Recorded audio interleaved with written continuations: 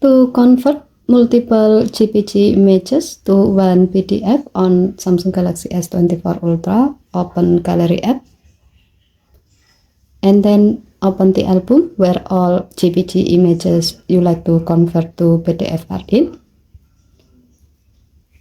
Long tap the image to select it and then select the other images.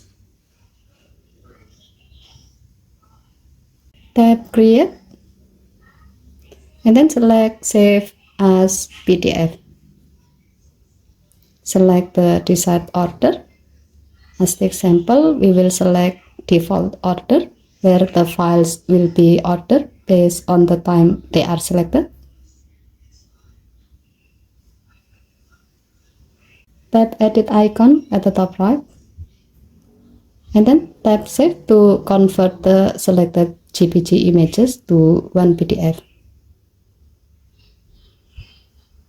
As a note, the PDF file will be saved to the document folder in your internal storage.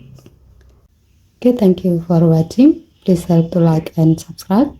Have a nice day.